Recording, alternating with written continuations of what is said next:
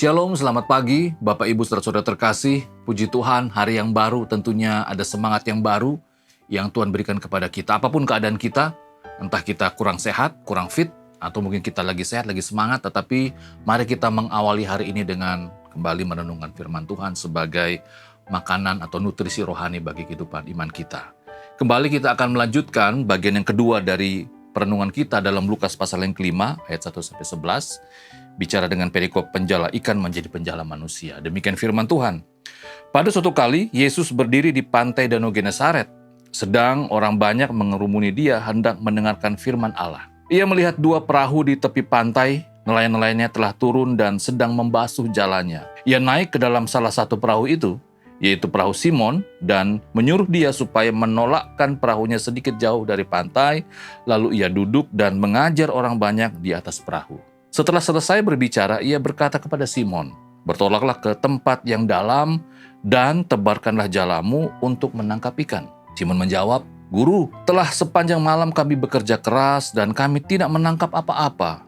Tetapi karena engkau menyuruhnya, aku akan menebarkan jala juga." Dan setelah mereka melakukannya, mereka menangkap sejumlah besar ikan sehingga jala mereka mulai koyak. Lalu mereka memberi isyarat kepada teman-temannya di perahu yang lain supaya mereka datang membantunya, dan mereka itu datang. Lalu mereka bersama-sama mengisi kedua perahu itu dengan ikan hingga hampir tenggelam. Ketika Simon Petrus melihat hal itu, ia pun tersungkur di depan Yesus dan berkata, "Tuhan, pergilah daripadaku karena aku ini seorang berdosa."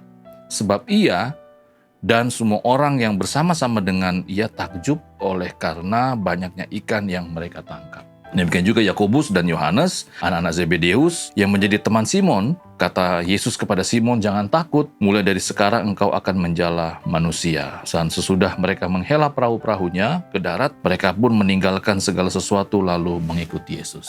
Demikian bacaan firman Tuhan kita. Berbahagialah yang mendengar dan mengindahkan firman dalam kehidupannya hari lepas hari. Bapak Ibu saudara terkasih, sekali lagi dalam perenungan ini kita bisa melihat dalam konteks pelayanan Tuhan Yesus. Sekali lagi Tuhan Yesus bukan saja mengajar firman Allah agar manusia atau orang-orang yang mendengar pengajarannya dapat diubahkan kehidupannya, tetapi juga membuat mujizat, membuat tanda agar orang-orang tersebut kembali diteguhkan, diyakinkan bahwa memang benar pribadi yang mengajar mereka ini adalah bukan pribadi biasa, tapi pribadi yang istimewa karena apa yang dikerjakannya tentunya berasal dari Allah. Dalam perenungan kita di bagian yang kedua ini, kita bisa melihat bagaimana respon dari Simon Petrus setelah disuruh Tuhan Yesus untuk kembali menebar jala, dan dia sempat juga ragu begitu karena dia sudah semalaman tidak mendapatkan apa-apa, tetapi karena sekali lagi karena Tuhan yang menyuruhnya, akhirnya okelah Tuhan,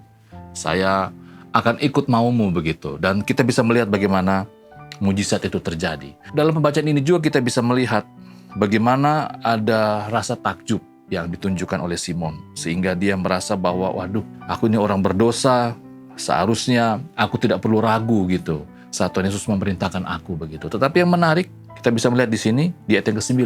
Sebab ia dan semua orang yang bersama-sama dengan dia takjub oleh karena banyaknya ikan yang mereka tangkap. Kadang-kala kita sebagai orang percaya itu takjub atau kagum kepada Tuhan untuk hal-hal yang kelihatan, untuk hal-hal yang membawa kebahagiaan, membawa keberuntungan, membawa sukacita bagi kita.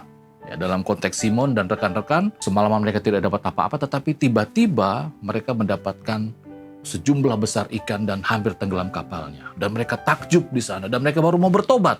Itu kadang-kala kita seperti itu sebagai manusia kadang-kala baru sadar, baru mau bertobat saat kita mendapatkan hal-hal yang spektakuler daripada Tuhan. Tetapi yang menarik, kita mau belajar di pagi hari ini. Kadang-kala Tuhan tidak selalu bekerja lewat mujizatnya. Kadang-kala Tuhan juga bekerja lewat hal-hal yang lain, yang kadang-kala lewat hal-hal yang di luar pemikiran kita juga. Ada kesedihan, ada air mata, ada derita. Tetapi yang menjadi penting di sini, bahwa apapun yang Tuhan kerjakan dalam kehidupan kita, ada mujizat, mau tidak ada mujizat, tugas kita sebagai orang percaya, kita harus menjadi penjala manusia. Kalau kita diberikan kesempatan mendapatkan mujizat Tuhan, itu menjadi kesempatan untuk kita menceritakan bahwa Tuhan bekerja lewat mujizatnya kepada saya dan itu kita bisa jadikan alat untuk kita bersaksi. Tetapi pun kalau kita tidak mendapatkan hal yang spektakuler dalam kehidupan kita, kita juga tetap harus menjadi saksi. Menceritakan bagaimana Tuhan menolong kita, menguatkan kita, memampukan kita, meskipun tidak ada hal spektakuler yang Tuhan izinkan terjadi dalam kehidupan kita. Intinya, di tahun ini, apapun yang kita alami, kita tetap harus menjadi penjala manusia. Ada tugas tanggung jawab yang Tuhan berikan kepada kita sebagai orang percaya. Kiranya firman Tuhan di pagi hari ini kembali lagi dapat mengingatkan kita, memotivasi kita, agar kita menjadi umat Allah yang sungguh-sungguh mengerti dan tahu bahwa kita punya tugas tanggung jawab untuk menjadi penjala manusia. Kita berdoa. Tuhan, terpujilah nama-Mu. Apapun yang terjadi dalam kehidupan kami selalu diingatkan bahwa kami adalah penjala manusia. Tolong Tuhan, mampukan kami agar di sepanjang tahun ini, di perjalanan kehidupan kami ini, agar kami selalu ingat untuk memberitakan kabar sukacita kepada siapapun yang kami temui. Lewat kesaksian kehidupan kami, mau itu yang spektakuler ataupun yang sederhana maupun yang menyedihkan pun, yang menyesakkan pun, kami pun siap menjadi penjala manusia. Terima kasih Tuhan, ini doa kami. Memberkati apa yang kami kerjakan di hari ini, dan juga memberkati orang-orang kami kasih. Amin.